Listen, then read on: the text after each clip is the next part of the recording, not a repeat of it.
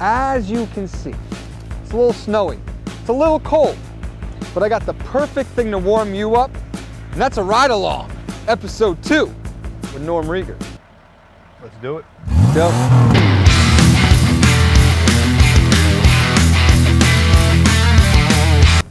What do you got going on today? Well, for this ride-along, we are actually going to stop at a couple of the job sites that we did at the last ride-along. Yeah. We're going to stop at the Midland Park Addition, take a peek what's going on there. We're going to stop at the turf-hewn double bathroom remodel. And we're going to stop at Laurel Lane just to see. We're waiting for some material to be delivered. The roofs were done. So we're going to take a quick shot of the outside, because the last time you saw this project, it had no siding. The roof was just being installed.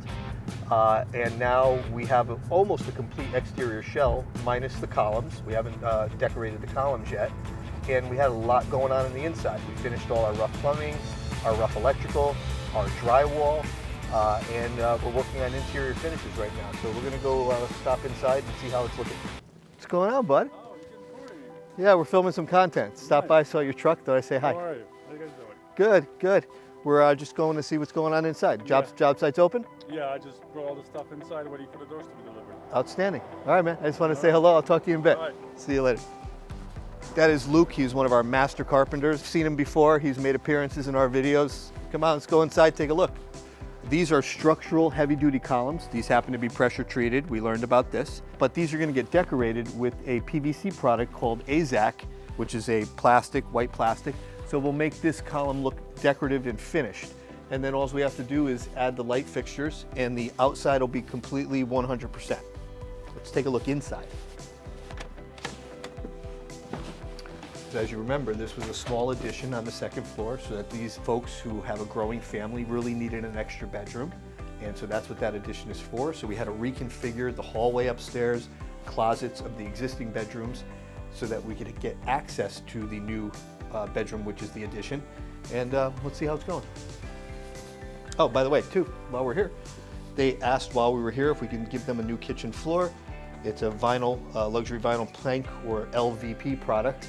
And we just did that yesterday for them. So again, we weren't originally hired to do any work on the first floor, but we got a while you're here, and we love while you're here. Hey Norm, while you're here, can you give us a price on changing out our kitchen floor? And this, as you can see, came beautiful. It's a great product. It goes down in a day. It's inexpensive comparatively to some other products like ceramic or porcelain tile. And we just love working with it. As you can see, we did all new hardwoods on this entire floor, even the rooms we weren't renovating. So this is red oak flooring. It is unfinished at this point, so we put it down raw, and we actually use it as a drop cloth, because when it's time to finish these, we actually sand the full, almost 1/8 of an inch off of these floors to make them smooth and ready to accept stain. But in the meantime, people always ask, well, what are you doing? There's spackle, there's drops of paint. That's okay.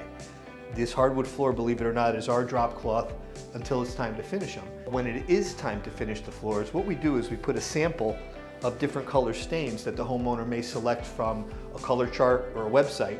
In this case, we only have one, but very often you'll see squares with several different shades of stain so that the homeowner can see how it looks in natural light, in incandescent light, in LED light, and they could choose the stain. Staining the floors is one of the last things we do. So this is the whole addition, folks. It's a little tiny bedroom, but it's what these people needed for their growing family. Today, our carpenter's here because the interior doors are going to be delivered. So he's outside ready to receive the door delivery because we're doing new interior doors to match. These are the brand new Anderson windows. We have to add extension jambs right here. So because this new construction was framed in a 2x6, which is about a 6-inch thick wall, and windows come made for a 2x4 wall, we go to put some trim right here. There's a big ugly space. So what we put here is a piece called extension jamb. An extension jamb bridges the window frame to where it's going to receive the new trim moldings or window casing.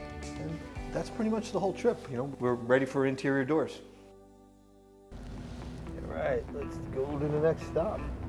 And it's going to be kind of a little deja vu all over again, because this is going to be the other job that we stopped inside and went upstairs. The homeowner was home. He'll probably be here again today.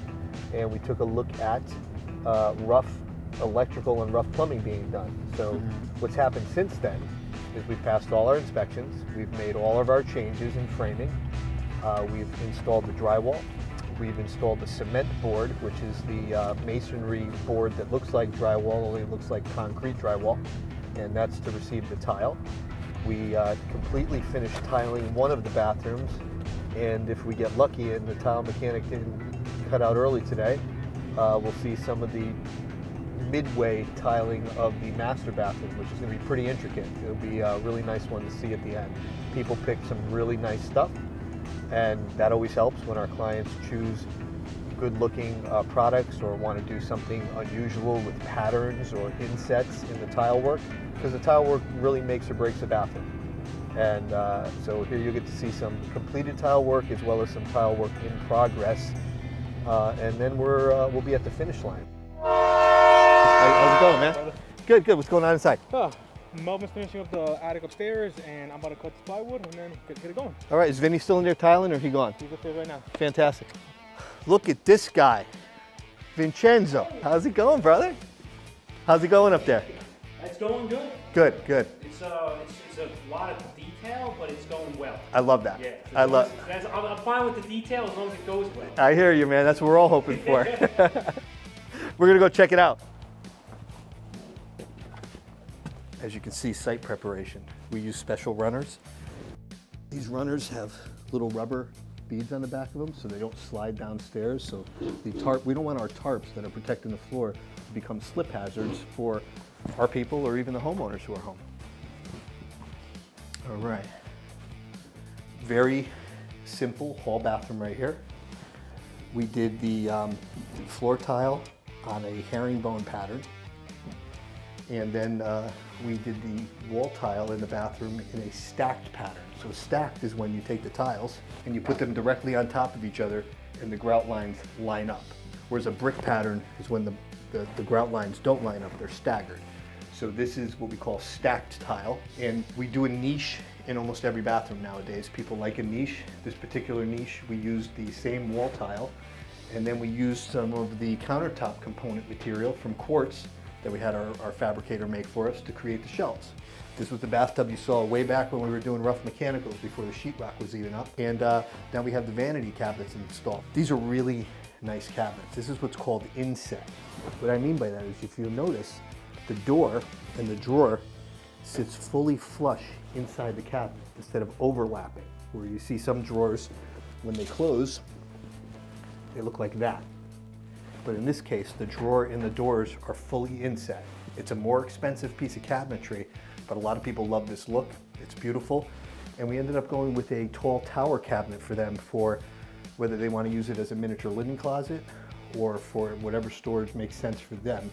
This is a nice piece. So our countertop's going to go here. They're going to have double sinks. We're going to have some light fixtures above the mirrors, and we have recessed lighting throughout. So great little hall bathroom for the kids. We're almost there. Countertops are being templated, and once these countertops are in, the electrician will come and put the light fixtures up. Plumber will install the faucets and the shower trim. We'll put a new piece of baseboard heat cover, and we're done in here. We saw Vinny downstairs in the garage. He's our tile mechanic on this job, and he's working on a more intricate master bath. So let's go take a peek. This particular floor had some floor warming, so we did an electric floor warming mat. You can see a little piece of it still sticking out over here. Then after we put that floor warming mat, we put a skim coat of mortar as a bed to receive the tile. Master shower. This is also going in a stacked pattern, and we did a little niche over here that's in progress, and we did a nice hexagon on the shower floor with, this is a feature we get asked for all the time, a ledge to put your foot for shaving your legs. So that's a little feature we added over here inside this shower, and then we're going to get out of the way because I don't want my tile guy getting mad and throwing me off the job. It looks good. Good. Good. So that's our stop at Terhune, and I'm sure we'll come back one more time once we're all buttoned up and all the finishing touches are on.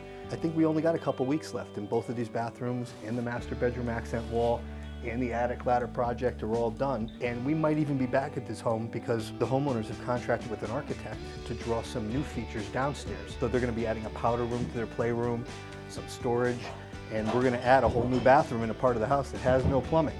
So that'll be phase 2 once we wrap up phase 1. But it seems to be going pretty good. Homeowners are happy. They picked out beautiful stuff. We're just really pleased with the way this job is going. So now last stop for today on Ride Along episode 2 is we're going to check in on the Laurel Lane garage and outdoor patio job. Not a lot has happened because of the weather, but since we were last there, we were able to put a roof on, and we're expecting a siding delivery today that may or may not have arrived yet. So we're going to know in a minute. Looks like they ordered their light fixtures. That looks like a lot of stuff sitting out there. Let's take a look. All right, so our siding delivery is here. This is a lot of AZAC, which is a PVC trim product. These are PVC corners. There's boxes of vinyl soffitting, and underneath that, what you can't see, is James Hardie plank siding. So James Hardie plank siding is what you see on this house. It's a cement fiber siding. It's one of the better siding products that we use on residential homes around here. And we're going to be putting that James Hardie plank on the garage and on the modified portions of the covered patio. Sometimes on a job, even when we frame a building exactly according to plans, something comes up that we need to pivot. In this case, if you look at the top of this garage door right here, you'll see that there's a new piece of plywood about 1 foot that wasn't there before. The reason that is because we framed these 2 garage doors according to plan, and on those plans there were 9-foot tall garage doors. That's pretty massive, but not necessary. So when we started getting quotes for the actual garage doors to match the existing garage doors, prices were coming in a little high. So what could we do? We pivot. We were able to now frame down the opening and make it an 8-foot garage door opening, which is a more standard residential garage door, to make it more affordable and to make it make more sense for this particular garage. They didn't need to pay for 9-foot garage doors. There was no reason for 9-foot garage doors. It was just the way it was drawn by the architect. We talked about it and we were able to pivot and make this happen for the homeowners at no cost to them. And that's something that we want to do. The idea isn't to get more money out of the homeowner. The idea is to make the project make sense for them. We want to make it affordable. There's going to be extras along the way. There's going to be things that come up that we didn't expect, and those things we can't control. But what we can control is things like making a 9-foot garage door into an 8-foot garage door, or helping somebody select a cabinet that fits their budget. So we want to help you save money where we can along the way and make it make sense for you so that you could be happy at the end of the project and not necessarily break the bank on every single thing that comes up. I think we've had a successful Ride Along episode 2. I agree. Very informative. Learned a lot of stuff today. That's the goal. I always said my wife's the teacher of the household, but I seem to enjoy doing that type of content. I like teaching, I like educating, informing people about the construction process and how it works and some of the little quirky intricacies of residential remodeling and construction. Anything that we should be looking forward to for episode 3? Well, in episode 3, we're going to, let's recap. In episodes 1 and 2, we saw a lot of preliminary work. We saw rough framing, we saw rough masonry, we saw groundwork. We saw in the Terhune job, we saw rough mechanicals, rough electrical. In episode 2, we got to see some of the bathrooms at midpoint. Same with our exterior projects, and we got to peek in on that Midland Park addition for, I would say, another midpoint. What I'm hoping to showcase in episode 3 is a little bit more of some finish work. Hopefully we'll have some finishing touches on some of the existing projects you saw. We're starting some great new projects in the last 2 weeks of February that I'm excited to show everybody about. We're starting an incredible outdoor patio, really big project in Glen Rock. We are starting an interior renovation in Emerson. We are starting a master bathroom renovation in Emerson. And we're going to be putting the finishing touches on some projects that we've had ongoing, but they just weren't either accessible or photo-worthy yet. So we're going to stop in on a few of those jobs in northern Bergen County and see the starts of some projects, the finishes of others, and some progress shots of jobs we haven't had a chance to show you yet. So excited for Ride Along episode 3. This is a really good format for me. It allows us to check some boxes. We're not necessarily in the podcast studio, or we're not on one location filming for an extended period of time. I think this is a great way to showcase the breadth of our work and the various stages of construction along the way. For the viewers out there, let them know that if they have any questions, we maybe be able to answer them for the next episode. Maybe they could put some comments in the comments section. Yeah, please put any comments or questions you may have, or even some topics you may like to see us covered. If you follow us on YouTube, which I really want you to follow us on YouTube, make sure you like and subscribe, hit the alarm button, you'll get notifications on when we post a new long-length video to YouTube. And even if you don't want to watch the whole video, if you watch a little bit of it and you like and you comment or you share or you tag somebody you know, at some point we're going to do a contest.